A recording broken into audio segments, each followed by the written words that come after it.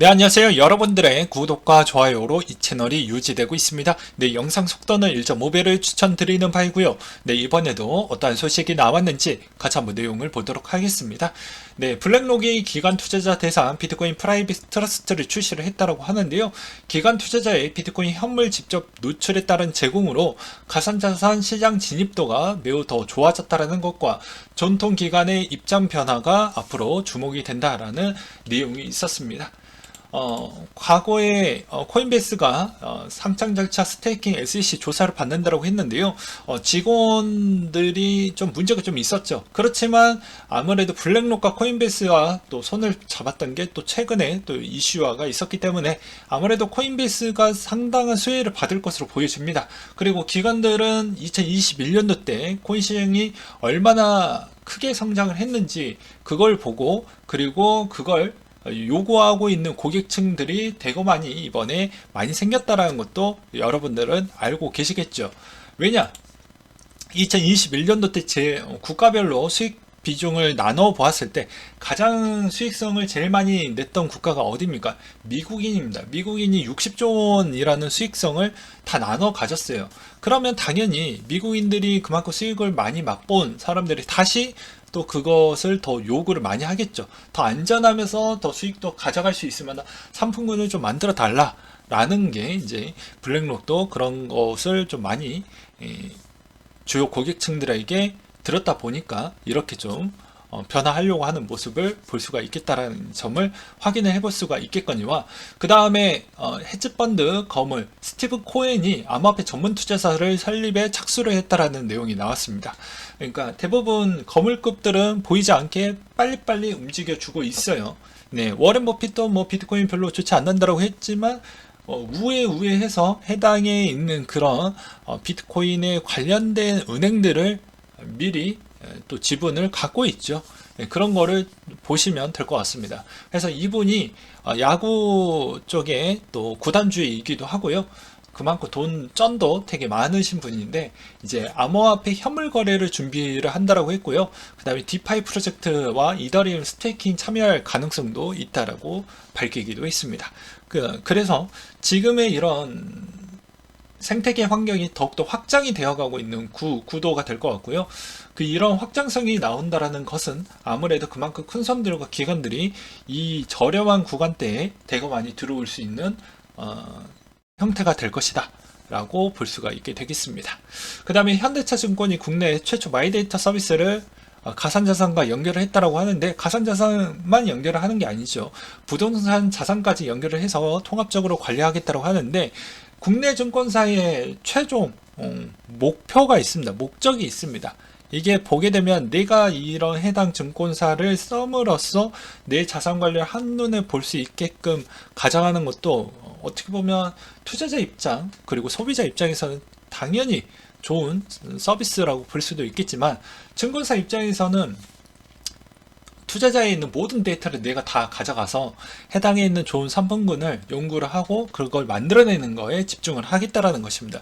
최근에 이제 동향을 보게 되면, 특히나 국내 동향 트렌드를 보게 되면 리츠 상품군이 엄청 많이 늘어났습니다. 그리고 해당에 있는 해외 ETF 상품 부분도 좀 많이 내놨거든요. 국내 증권사들이. 왜 그랬을까요? 이제 대부분 베이비붐 은퇴 세대의 마지막 세대들이 이제 조만간 은퇴를 준비를 하고 있다 보니까 그거에 비슷한 주요 상품군을 이제 내놓으려고 많이 연구를 하고 있다라는 거죠. 근데 이게 데이터가 부족하니까 마이데이터를 끄집어내서 이거를 가져오게 되면 이 사람들의 있는 좀 필요할 만한 상품군을 이렇게 좀 만들어낼 수 있겠거니 라고도 볼 수가 있게 되는 것입니다. 그래서 어떻게 보면 내 정보를 제공을 해주지만 또 기분이 나쁠 수도 있겠죠. 이 정도 이야기를 하겠고요. 그 다음에 한국은행이 이번에 금통이 8월 달에 있죠. 기준금리 25bp 인상할 것이라는 전망치를 내놓기도 했습니다. 아무래도 크게 올리기에는 좀 어려울 것 같고요. 이제 10월 달이나 11월 달에 이제 분위기가 아무리 세게 한다라고 해도 미국에서 이제 후발로 좀 따라가는 형태로 갈 것 같아요. 선발대보다는 후발대로. 왜냐면 아시다시피 왜 제가 그전 영상에도 막 가계대출 규모나 뭐 이런 걸 자꾸 보여주는 배경이 있습니다. 우리는 투자 상품에 투자를 하고 있죠. 투자 상품에 현금 돈이 많이 들어와야 되는 구도인데 국내에 있는 투자자들의 있는 상황도 중요하다라는 것입니다. 근데 그 국내에 있는 투자자들이 생각보다 캐시 흐름이 별로 좋지 않는다라는 것은 그만큼 국내 암호화폐 거래소 입장에서도 별로 좋지 않는다라는 것이죠. 그래서 그렇게도 좀 해석을 해봤고요. 그 다음에 달러 인덱스 추이는 105.11을 기록을 했다고 하는데 7월에 CPI에 이어 PPI 또한 상승률이 둔화가 됐다 라고 해서 그 영향을 받았다라는 것과 금 가격 추이는 온스당 1789달러 선으로 마감을 보여주었다고 하는데요. 7월에 미국의 PPI 상승률이 둔화됨에 따라 금 수요가 감소할 것이라는 전망치가 나왔다고 합니다. 유가는 배럴당 94.34달러 선으로 마감을 보여주었다고 하는데요. 여름철 유럽의 폭염 및 천연가스 가격의 상승으로 인해서 원유 수요가 증가할 것이라는 그런 데이터가 나왔다고 합니다.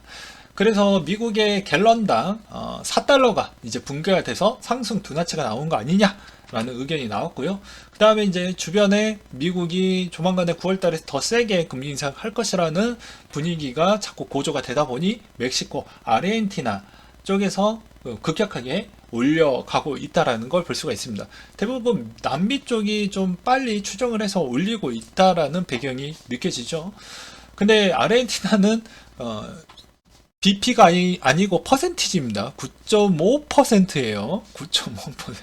왜 그러냐? 초인플레를 찍고 있죠. 64% 정도에 있는 인플레를 보여주고 있습니다. 역사상 최고의 인플레라고 볼 수가 있겠죠. 근데 미국하고 아르헨티나랑 좀 비교하기에는 좀 그렇죠. 미국은 원만한 경제 성장 어떻게 보면 산업의 생태계를 최대한 붕괴시키지 않으면서 금리 인상을 좀 맞춰가다 보니까 좀 천천히 좀 하다 보니 그렇게 좀 질타를 많이 받고 있다 라고 볼 수가 있겠고요.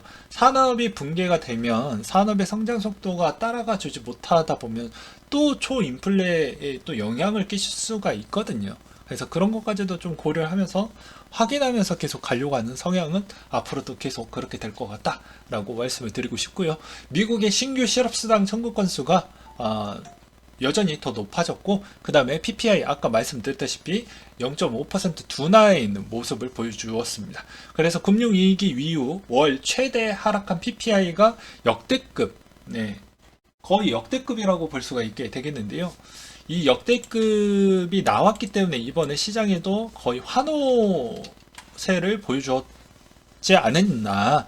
아무래도 08년도 이후부터는 이렇게 역대급으로 하락했던 추이가 거의 없었기 때문입니다.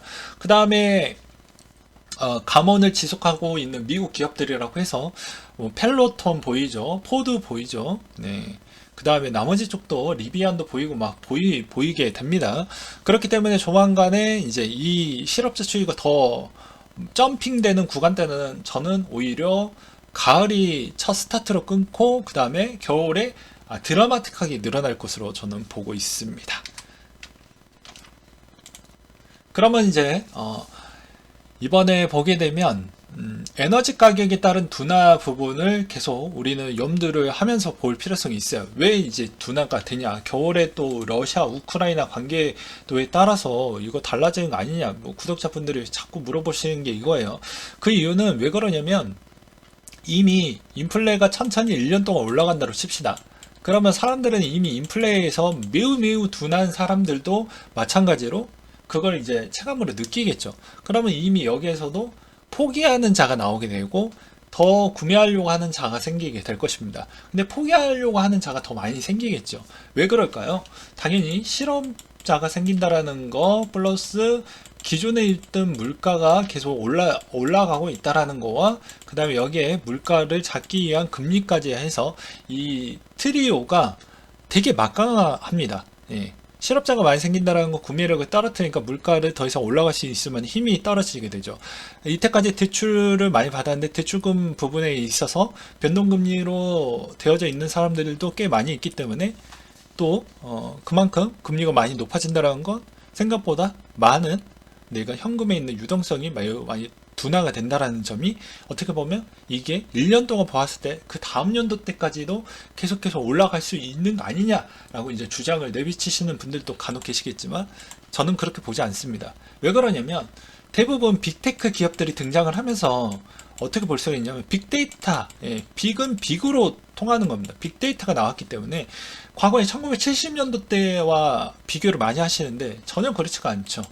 왜 그러냐면 지금의 빅데이터로 인해서 대부분 빅테크 기업들이 데이터를 더 손쉽게 고객에 있는 상황을 충분히 확인을 할 수가 있고 그것으로 인해서 점차적으로 물량을 빨리빨리 대응을 한다라는 겁니다.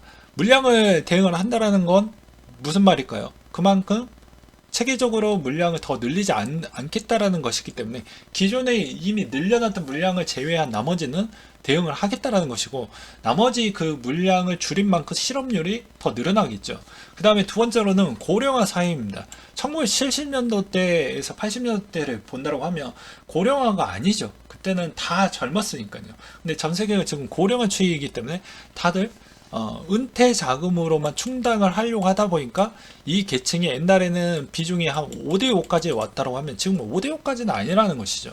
그래서 과거 대비보다 구매력이 더 빨리 이런 상황이 나면 더 빨리 축소가 될 확률이 매우 높습니다. 일본만 봐도 아시잖아요. 2%가 역대급이라고 나왔는데 그 2% 찍기 위해서 지금도 돈을 풀고 있지 않습니까? 이렇게 안 좋은 상황에도 불구하고요.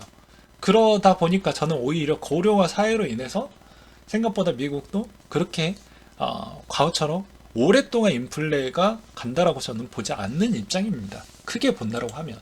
그래서 이런 이야기도 과거에도 하기도 했었고요. 그렇기 때문에 내년의 목표치의 인플레가 뭐 당장 2%를 간다라는 저의 주장은 아니고 점차적으로 이제 피크치를 이미 찍고 이제 내려가고 있는 실정이다. 내려가는 이 관점에서 우리는 좀 적절하게 좀 투자를 해보자. 라고도 매번 말씀을 드리기도 있습니다. 주거비는 여전히 부담이라고 하기 때문에 더 생필품을 제외한 나머지 쪽에 있는 구매력은 더 점차 떨어진다라고 볼 수가 있겠고요. 그 다음에 9월에 FMC 자꾸 오락가락하고 있다고 합니다. 왜냐면 8월 4일과 8월 8일 이전에 엄청 웃겼던 게 실업률 추이가 나왔을 때는 야 75bp야 라고 해가지고 되게 강력하게 막 올라가기도 했었는데 갑작스럽게 이제 요새 이번에 PPI, CPI 보고 나서 보니까는 이거 어떻게 되는 거지? 라고 하다 보니까 바뀌었죠. 예. 그래서 지금에 있는 분위기를 보게 되면 좀 다르다 라고 볼 수가 있게 되겠습니다. 어떻게 될지 저도 잘 모르겠어요. 그 다음에 앨런 머스크에 있는 지금 100만 주네요. 예. 근데 지금에 있는 자사주 잔여 수량이 이 정도가 있다고 합니다. 근데 이 잔여 수량이 어느 정도 또 나오느냐에 따라서 테슬라, 그리고 비트코인, 그리고 도지, 이게 3세트이기 때문에 테슬라에 있는 주가 추이도 우리는 또 쌩깔 수 없이 계속 봐야 된다라는 것과 그 다음에 미국의 실업수당 청구 건수가 26만 건, 지난해 11월 이후 최다까지 찍었고요. 그 다음에 에너지 가격 상승에 미국인들이 자동차 운전을 줄였다라고 합니다. 그래서 이번의 형태에서 골드만과 시티은행이 최근의 증시는 약세장의 반등일 뿐이지 그렇게 막 여기에서 더 올라간다라고 보기에는 좀 어려울 것 같다 라고 나왔고요. 국제노동기구 청년 실업자가 7,300만 명이라고 하는데요. 대부분 도중에 생계를 위해서 학업을 중퇴하거나 그 다음에 경력이 없는 친구들은 또 쓰지 않는다고 하네요. 이렇게 안 좋다라고 해도 물론 이거는 또 캐겠죠. 왜 그러냐면 대부분 뭐 아르바이트 부분이나 정규직 신임 고용 이쪽과는 좀 관계도가 좀 다르죠. 그래서 정규직 패턴으로 보았을 때는 아마 이러지 않았나 라고 생각을 해볼 수가 있겠고요. 알리안츠 경제고문이 이런 이야기를 했다고 합니다. 연준은 인플레 완화를 굳히기 위해서 들어가야 한다. 소비자 물가지수가 예상보다 더 좋았기 때문에 완화가 맞다. 그렇다고 환호해서는 안 된다. 한 번 더 확인하고 가는 게 맞다라고 생각이 된다. 연준은 최근 지표를 반기했지만 긴축 속도를 늦추지 않을 것으로 보여지며 고용 보고서, 인플레이션이 같이 몇 가지 좋은 지표를 얻었다. 이는 경제가 계속해서 강세를 보이고 있어 그들이 긴축이 이어가도 된다라고 말할 수도 있을 것 같다. 그 다음에 SVB 프라이빗 최고 투자 책임자가 이런 이야기를 했다라고 하는데요. 9월, 10월 경제에 대한 여러 소식을 듣게 될 것이라는 사실을 간과하지 말았으면 좋겠다. 그러니까 이때 상당히 변동폭과 확인하기가 좀 어려운 부분이 꽤 많이 나올 수 있다는 것이죠. 정치적인 문제로 소비 심리가 다소 위축될 수는 있지만 11월, 12월부터 내년 초까지 랠리가 이어질 수 있다. 현재 수익의 전망치를 너무 낮고 깊은 경기 침체를 예상하고 있는데 적어도 내년 상반기에는 발생하지 않을 수도 있다. 뭐 이런 이야기를 하고 있습니다. 그리고 코로나 이후 가계비 증가율, 한국이 세계 1위를 보여주고 있다고 합니다. 그러니까 그만큼 돈 나올 부분이 거의 없다라고 저는 생각이 들어요. 네. 그래서 국민 1인당 500만원 빚이 더 짊어져서 2년간 12% 늘어서 1860조 원에 달했다고 하고요. 그 다음으로 코인에 있는 내용을 한번 준비를 해봤는데 이번에 이더 W 에서 이제 보게 되면 선물에 있는 서비스를 지원을 해줬죠. MEXC, 게이트, 폴로닉스, 후오비. 근데 후오비는 특정 요구 축적했었을 때 상장할 예정을 갖고 있다고 하니까 참고하시길 바라겠고요. 여기서 IOU라고 아마 또 모르시는 분들이 있는데 이거 코인을 미리 사고 팔 수 있게끔 이제 서비스를 해준다라고 보시면 될 것 같습니다. 코인 발행 기업과 거래소 간의 합의를 통해 일정량만 유통을 시키고 시장에 정규 편입 후 1대1 비율로 전환할 수 있는 방식이라고 볼 수가 있는데요. 이렇게 스왑 거래를 진행을 해주었다라는 건 여러 가지 측면이 있습니다. 뭐 저번에도 이야기를 했지만 간단하게 요점만 설명을 드린다고 하면 자 일단은 포크가 진행되면 그게 또 상장이 되면 어떻게 되죠? 곧바로 팔 겁니다. POW 코인들은. 그렇기 때문에 이걸 숏배팅하면 더 많이 챙겨먹을 수가 있겠죠. 이게 이제 보기 1번이 되겠고요. 보기 2번은 무엇일까요? 이미 이제 호재가 끝났다. 뭐죠? 업데이트 끝났다. 이제 9월 15일 정도 때로 좀 더 앞당겨졌습니다. 그러면 앞당겨진 만큼 호재가 끝나면 어떻습니까? 일시적 조정이 나왔죠. 그러면 둘 다 숏배팅을 가중치로 두 개 다 때릴 수가 있겠죠. 네, 어느 쪽을 더 많이 때릴 거냐 차이일 것 같습니다. 세 번째 방식은 어떻게 할 수가 있냐면요. 이건 그냥 팁으로 알려드리는 거야. 포크를 했다라는 전제조건 하에 그 세 번째로는 어차피 포크는 전 된다라고 또 생각을 하고 있습니다. 한번 지원을 하게 되면 이 포크된 이 POW 코인은 더 많이 받기 위해서는 어떻게 해야 될까요? 당연히 그 기존의 대출 플랫폼에서 땡겨와 가지고 더 많이 받고 그걸 냈다 많이 팔아버리면 되죠. 그렇기 때문에 여러분들이 선택할 수 있는 건 딱 정해져 있습니다. 디파이를 통해 가지고 이더를 더 많이 땡기는 겁니다. 땡겨 놓고 스냅샷 찍고 그거 다시 환산하고 메꿔주고 갖다 매각해버리면 차익이 많이 크겠죠. 네, 이렇게 좀 생각을 해보셨으면 좋겠고요. 그리고 그 외적으로 또 여러 가지 방법이 또 있습니다. 근데 이것도 또 부작용이 나오는 게 뭐 리플레이 어택이라고 해서 쪼개질 때마다 하드포크 할 때마다 리플레이 공격을 받을 수가 있다라는 것도 염두에 두셔야 됩니다. 그래서 9월 달에 있는 시점이 여러 가지 문제점도 있고 여기 안에서도 내가 충분히 해먹을 수 있을 만한 포인트도 있고 하는데 얼마나 내가 체계적으로 공략을 잘 짜냐가 중요하겠죠. 네, 여러분들은 이걸 아셔야 돼요. 게임은 리셋 기능이 있지만 내 투자할 때 리셋 기능이라는 게 없어요. 내가 이런 전략을 했지만 이 전략이 안 먹혀. 이 전략을 해야지 리셋 기능 없어요. 그러니까 얼마나 시뮬레이션 좀 많이 해보시고 많이 연구를 해보시길 바라겠습니다. 저도 그래서 항상 여러분들한테 무언가를 가르쳐 줄 때 제 돈 깨져가면서 알려드리는 거니까 저는 엄청나게 손해죠. 어떻게 보면. 제가 먼저 깨닫고 난 뒤에 그걸 정리를 해서 알려드리는 거니까. 그 다음으로 이제 최근에 이제 보게 되면 왼쪽 좌측 하단 쪽을 보게 되면 이게 다우고요. 그 다음에 이쪽이 나스닥입니다. 보게 되면 코인과 유사한 형태로 반등이 쫙 나왔죠. 똑같이. 그러니까 즉 지금의 공통된 악재는 무엇이다? 예, 금리이다. 그래서 금리를 안 보고 가겠다. 그럼 코인 투자할 생각 자체를 말아야 된다라고 이야기를 했죠.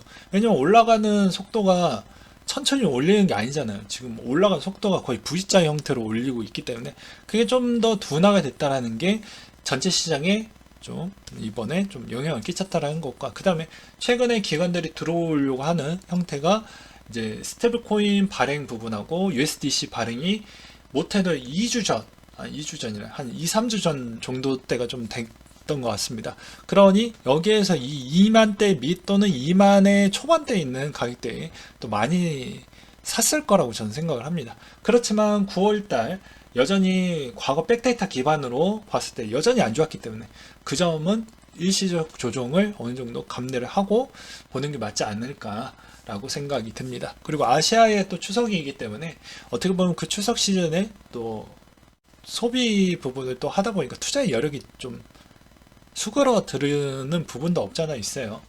그런 것도 좀 보실 필요성이 있겠고요.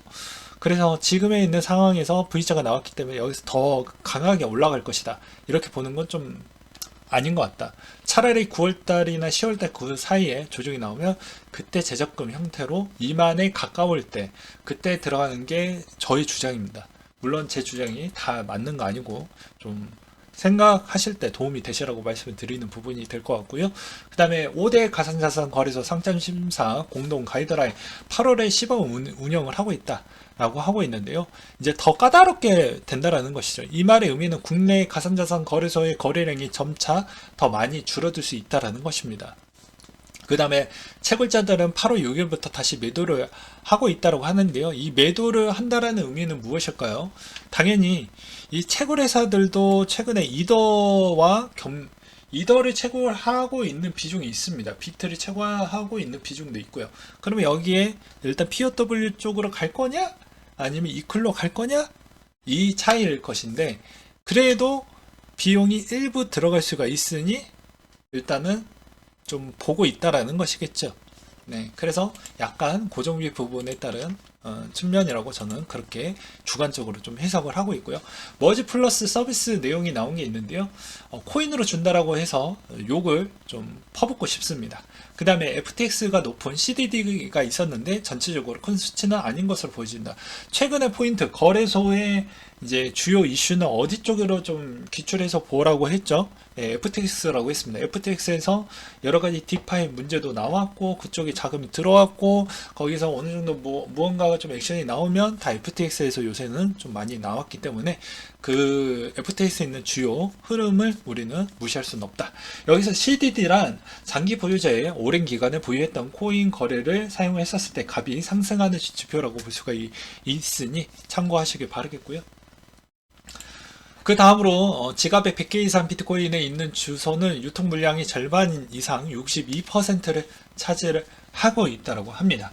그만큼 고래에 있는 파급력이 상당하다라고 볼 수가 있겠고요. 그 다음에 7월에 비트코인 테더의 현물 거래가 31% 증가했고 878만 비트코인 정도가 나왔다고 합니다.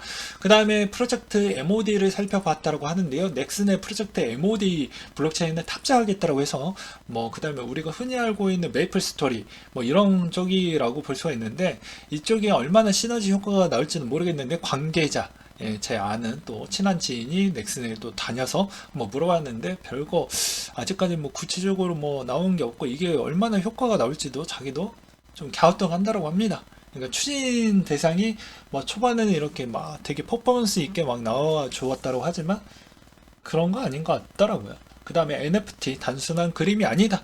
올해 시가총액 25배, NFT 보유자는 4배 이상 늘었다고 합니다. 그렇기 때문에 이 시장에서 예술품, 저는 예술품 보는 부분은 없어요. 그래서 각자 예술품을 잘 보실 분들은 잘 이쪽도 괜찮다. 그 대신 왜 괜찮냐? 이더가 낮을 때 전략이 들어가야 수익성이 커지기 때문에 그런 걸 좀 보시기 바라겠고요.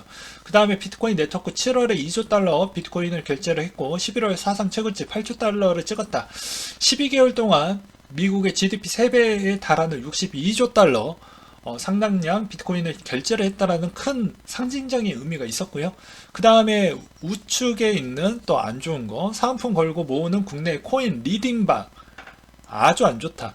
악질적이다. 카톡방 광고 받아서 홍보해준 국내 채널 많이 보았고 이벤트 내용 중 순금을 경품으로 뿌린다라는 혹하는 부분에 저런 마케팅에 걸려들어서 완전 개박살 나는 경우가 많이 있었죠. 자, 넘버원 코인 정보방이라고 해가지고 NFUP를 최대한 수량을 챙기라. 1차 목표 수익률 30%, 2차 목표 수익률 40% 이렇게 해가지고 보냈다고 합니다. 근데 여기 사진 보시면 아주 그냥 가루가 되셨죠? 예. 그냥 보이지 않을 만큼 가루가 됐습니다. 그러니까 제가 매번 이야기를 했잖아요. 여러분들이 듣고 싶어 하는 건 저기 심리 상담사한테 요청을 하시라고요. 예, 괜히 코인 유튜버나 투자 유튜버한테 그런 이야기를 듣는 것 자체가 여러분들 돈을 지켜주는 게 아니라고요. 그러니 이게 악순환이 되는 거죠. 대형 슈카월드님 부분을 제가 비판하거나 그런 건 아닙니다. 근데 그분의 단점도 있는 거예요. 그만큼 구독자 수가 늘어난다는 건 보편적인 이야기를 할 수밖에 없습니다. 그 보편적인 이야기를 안 하면 어떻게 되냐면 구독자 수가 많이 떨어져 나갈 수밖에 없어요. 예. 본인의 신념이 있게끔 그런 이야기를 해야 되는데 못한다니까요. 증권사 애널리스트 지인분들도 몇 분 계시거든요. 보면 물어보면 항상 답변은 똑같습니다. 나 이거 리포트 이렇게 쓰고 싶은데 약간 순화해서 씁니다. 항상 읽어보시면 아마 아실 거예요. 왜 순화해서 쓰냐라고 하면 그대로 나가면 전화가 미친듯이 들어온다고 합니다. 지금의 이게 그래서 자기가 생각했던 방향과 다른 걸 주장을 했던 게 자기가 틀렸다라는 거를 인지하지 못하고 자꾸 남 탓한다라는 것이죠. 근데 저는 그냥 일개 쩌리 코인 유튜버이기 때문에 제가 하고 싶은 말 다 하죠. 네, 그러니까는 구독자가 안 늘죠. 네, 그래서 어떻게 보면 구독자가 늘지 않는 게 더 가성비가 좋은 채널일 수도 있다라는 걸 말씀드리는 부분이 좀 될 것 같고요. 오늘 내용이 조금만 많습니다. 그 다음에 거래 입금량이 급증할 때 미결제 약정수가 롱숏 보유수로 상승을 하게 되면 역시 상승하는 패턴이 이어져 왔다. 그렇기 때문에 그 대신 이것도 아셔야 되는 게 미결제 약정수가 상승을 했었을 때 거래 입금이 급증하면서도 매도 압력도 생각보다 커질 수가 있습니다. 그때 상황에 맞게끔 해야 된다는 것이죠. 이 말의 의미는 미결제 약정수가 너무 올라갔던 상승 구도 대비보다 조금 덜하면서 미결제 약정수가 너무 많이 쌓이거나 아니면 올라갈 때도 그냥 좀 비슷하게 비례를 하면서 올라가냐 이 차이가 상당히 중요하다고 볼 수가 있습니다. 최근에 이제 청산 규모를 보게 되면 하단부 쪽이 이제 청산 내용인데요. 보게 되면은 요새 위아래로 많이 터져 나가고 있죠. 계속 늘어나고 있는 실정입니다. 이 말의 의미는 조만간에 내려갈 하방 베팅이 조금 더 가중치가 더 높아진다고 볼 수가 있겠고요. 그 다음에 CFTC 위원장이 암호화폐 시장 규제 준비가 다 됐다고 해서 연말에 이제 곧 발표할 의사를 보이려고 하는 것 같습니다. 이제 사우스 다코타 주립대에서 열린 회의에서 이제 비트코인 이더에 CFTC 관할로 두는 법안이 추진이 됐다라고 해서 크게 문제가 되지 않을 것 같아요. 네. 그래서 POS로 넘어가면서 아무래도 이제 이런 해당에 있는 결정 사항이 나오기 전에 포크가 되는 게 더 낫겠죠. 그 다음에 이더리움, 골리 이제 곧 머지만 남았다. 세펄리아 끝났죠. 롭스텐, 골리 3개의 네트워크 마지막 테스트 내시기 때문에 이번 17일 정도 때까지가 넘어가게 되면 이제 9월 15일 정도에 남아져 있는 머지만 남았다라고 보시면 될 것 같습니다. 네. 오늘 내용 좀 길었지만 그래도 많이 도움이 되시길 바라겠고요.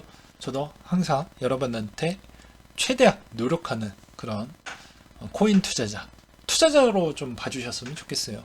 네, 어차피 저도 많은 돈을 굴리는 입장이기 때문에 물론 지금은 좀 돈에 묶여져 있는 돈 때문에 코인에 있는 돈 투자했던 규모가 과거 대비보다는 좀 줄긴 했습니다. 개인적인 사정으로 그래도 열심히 초심 잃지 않고 할 테니까요. 좀 같이 힘내보자고요. 네, 이상으로 마쳐보도록 하겠습니다.